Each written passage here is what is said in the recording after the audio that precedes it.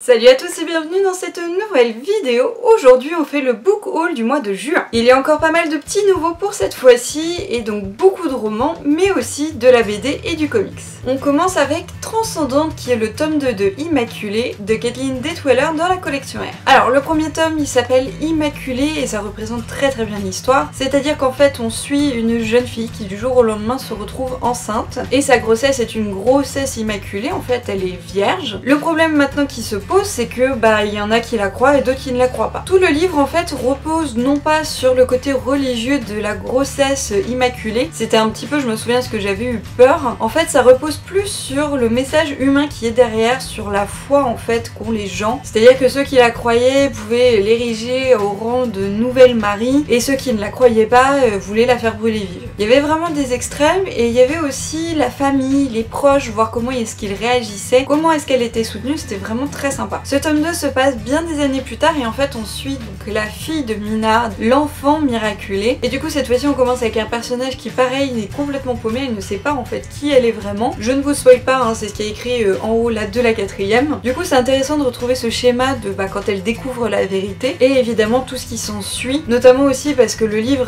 commence par un attentat qui a eu lieu à Disney World. Il y a énormément d'enfants du coup qui sont touchés et du coup on assiste de nouveau à un espèce de mouvement de foule par rapport à notre héroïne. Même si on a l'impression que le schéma va être le même que le premier tome, l'histoire est quand même assez différente. Du coup pour ma part j'avais bien envie de le lire parce que le premier tome m'avait agréablement surprise et du coup j'avais envie de voir en fait ce qui allait se passer ensuite. Comment est-ce que déjà Mina allait gérer ça, comment est-ce que sa fille maintenant gère ça. J'ai déjà lu le livre donc je peux vous le dire, j'ai été un petit peu déçue par ce second tome. Autant j'avais bien aimé en fait les réactions qu'il y avait eu dans le premier tome au niveau en fait de l'entourage, de comment tout ça avait été géré. Malheureusement dans ce second tome je trouve ça un petit peu bateau, c'est pas forcément aussi bien mené. On continue avec À huis clos de Jennifer L. Armentrout chez J'ai lu. Là on est dans une romance que je n'ai pas encore lue mais qui a l'air bien sympa. Donc le côté à huis clos c'est vraiment à huis clos dans le sens où en fait nos deux héros vont se retrouver cloîtrés dans un chalet à la montagne. Évidemment chacun a des sentiments pour l'autre mais ils ne se sont jamais révélés. Elle parce que lui c'est un coureur, lui justement parce qu'il veut la protéger de ça. Et donc ils vont se retrouver en tête à tête et puis on va voir comment ça évolue. Je pense que ce qui peut être sympa du coup dans ce roman c'est le côté donc déjà enfermés dans un chalet, ils peuvent pas faire grand chose parce qu'en fait il y a une grosse tempête et du coup ils peuvent pas repartir. Et il y a aussi le côté où du coup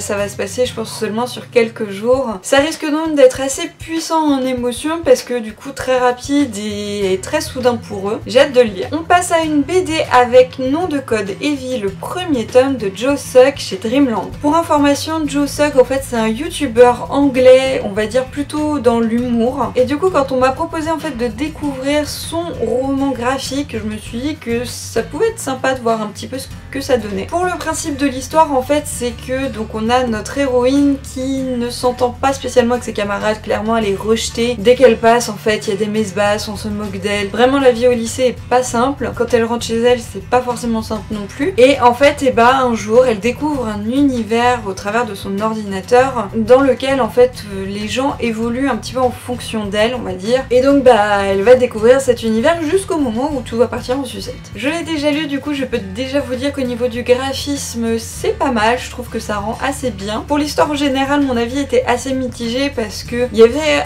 tout un côté un petit peu trop facile et une espèce de double lecture que j'ai eu l'impression qu'il y avait, qui là par contre était pas mal mais peut-être pas assez lisible au moment de la lecture. Donc bon pourquoi pas, mais du coup je suis quand même assez curieuse de voir le second tome, voir ce qu'il a fait avec l'histoire. On enchaîne avec Écureuillette contre l'univers Marvel chez Panini Comics.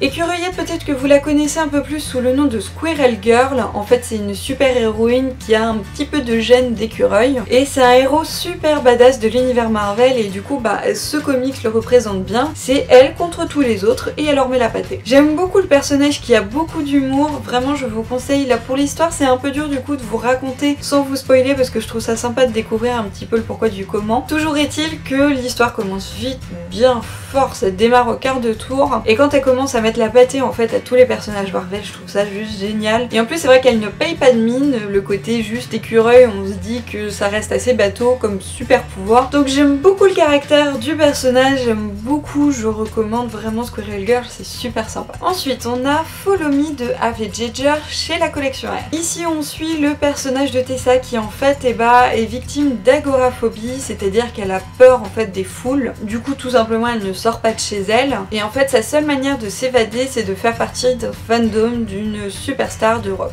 Alors je ne sais pas par contre si le livre a une double narration, mais d'après la 4e de couverture on a aussi le personnage donc de la fameuse superstar qui en fait est un petit peu flippé justement par tous ses adorateurs, et il y a une 3e personne qui a priori déteste ce chanteur, même si du coup en lisant la 4e de couverture j'ai un petit peu l'impression d'avoir compris de quoi il retournait. J'ai quand même hâte de lire pour voir ce que ça donne parce qu'on nous l'a vraiment recommandé et je trouve ça sympa en fait d'aborder tout le côté en fait de la relation par internet qui est quelque chose de très actuel, et en plus parce que ça a été en fait diffusé via Wattpad, donc j'ai bien envie de voir ce que ça donne. On retourne sur de la romance avec À tout hasard de Jamie McGuire chez J'ai lu. Alors déjà l'avantage de ce livre c'est que c'est une intégrale, si je me trompe pas normalement il y a 3 tomes et du coup bah là j'aurai tout d'un coup. Pour l'histoire je pense que ça reste quand même assez basique, on suit Erin qui n'est pas la plus populaire de son lycée, qui s'entend bien avec le mec qui est le plus grand sportif de l'école et donc bien évidemment elle a des sentiments pour lui, mais comme tout ne se passe pas très bien chez elle et au lycée aussi, elle a juste hâte de partir, sauf qu'a priori le destin va s'en mêler. Je pense que ça va être bien sympa et même si c'est une intégrale le livre fait un petit peu moins de 400 pages, du coup je suis contente d'avoir toute l'histoire d'un coup que je vais pouvoir dévorer, et puis si j'aime bien ce genre de thème c'est toujours frais à lire, ça reste léger, c'est mignon et ça se finit toujours bien. Ensuite on passe à Timelapse de Nadia Richard chez Michel Lafon. Alors Nadia Richard, il y en a peut-être qui vont reconnaître, c'est une youtubeuse et actrice française. Elle a joué notamment dans la série Cut qui passe sur France O et elle fait aussi des vidéos sur YouTube, mais j'aurais du mal en fait à classer ses vidéos. Pour vous donner des exemples, elle a fait par exemple une vidéo sur la différence d'âge dans un couple, sur des rendez-vous,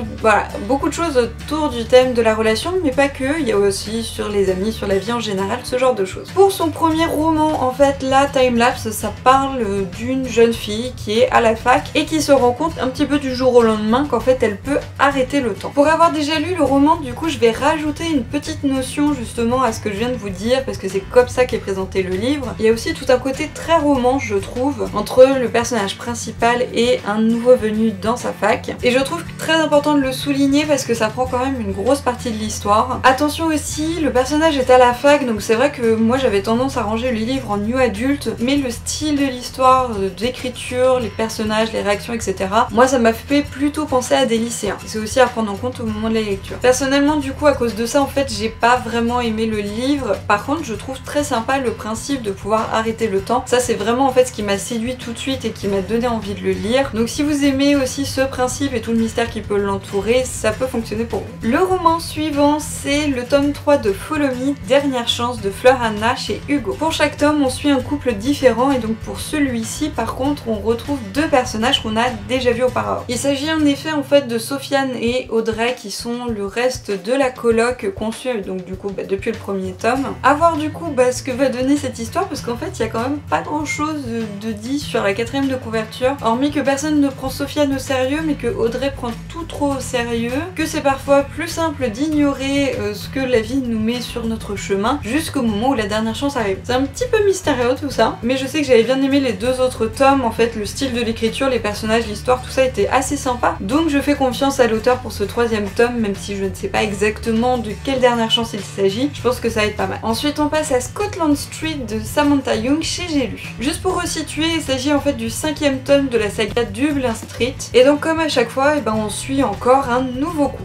Alors à chaque fois comme mes lectures de ces tomes sont assez espacées, j'avoue que sur le moment je me souviens jamais tout à fait de ce qui se passe avec ces personnages, mais l'avantage c'est que quand on plonge dans l'histoire on retrouve généralement les anciens personnages, il y a toujours ça qui est en fil rouge, et du coup ça permet de replonger, de se remémorer et du coup de retrouver un petit peu ses repères. Là on suit le personnage de Cole et si je me trompe pas il s'agit du petit frère d'un des personnages des premiers tomes, donc ça reste de la romance, il va faire la rencontre de Shannon qui sort d'une relation a priori assez difficile. À chaque fois en fait c'est des histoires pas simples où le couple a du mal à se former, ils ont des passifs assez torturés et du coup ils ont du mal à accepter en fait qu'ils sont faits l'un pour l'autre, mais je sais que j'aime toujours les romans là de cette saga, je sais que celui-là il va être bien aussi, j'ai hâte de lire. Ensuite on a Était l'art me retenir de Charlotte Orcival chez E.H. Pour l'histoire on suit en fait un personnage masculin pour une fois, je trouve que c'est pas mal. Il avait 32 ans, il avait fait sa vie vie, il était devenu papa, mais là il est divorcé et en fait il retombe sur son premier amour de jeunesse. Du coup l'histoire va nous permettre de voir en fait comment est-ce qu'ils vont réussir, voir s'ils vont réussir d'ailleurs à se reconstruire une histoire, sachant qu'ils sont beaucoup plus vieux, ils ont le double de l'âge où ils se sont rencontrés. Je suppose qu'ils ont aussi beaucoup changé entre temps, la vie les a menés sur des chemins différents et du coup je pense que ça peut être très intéressant de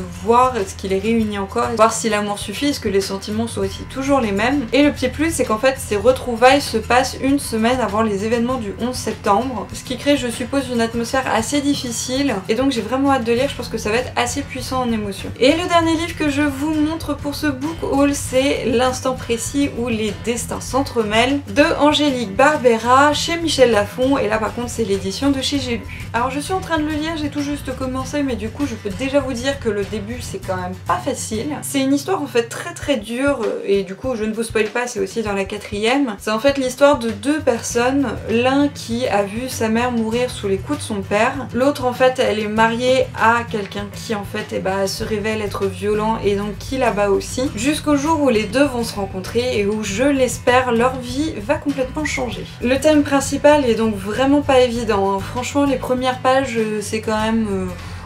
faut être un petit peu accroché, mais je trouve que c'est superbement bien raconté. Vraiment j'étais happée par l'histoire, j'étais mis pas bien pour les personnages et surtout j'avais hâte en fait de tomber sur ce moment précis où les destins s'entremêlent et où donc normalement tout va changer pour eux. Et d'ailleurs je me suis arrêtée juste à ce moment là. En tout cas le style fait que je peux vous dire que ça commence bien parce que l'histoire en soi non. Et c'est vraiment un livre en fait que j'avais envie de lire depuis très longtemps mais j'avais jamais saisi l'occasion. Sauf que là je vais rencontrer en fait l'auteur dans quelques jours, du coup je me suis dit que c'était le moment ou jamais. Voilà donc pour ce book haul du mois de juin qui est un petit peu moins conséquent que celui de mai mais qui est quand même pas mal du tout. Il y en a déjà une partie que j'ai lue donc vous pouvez soit aller retrouver les chroniques sur le blog soit mes updates lecture sur la chaîne YouTube. Et puis pour les autres j'ai tous hâte de les lire, c'est vraiment tous des livres là, je sais que ça va me plaire donc ça va être trop bien. Vous n'hésitez pas à me dire aussi en commentaire si vous avez déjà lu un de ces romans, ce que vous en avez pensé. Et sur ce, je vous dis à la prochaine pour une nouvelle vidéo. Salut à tous!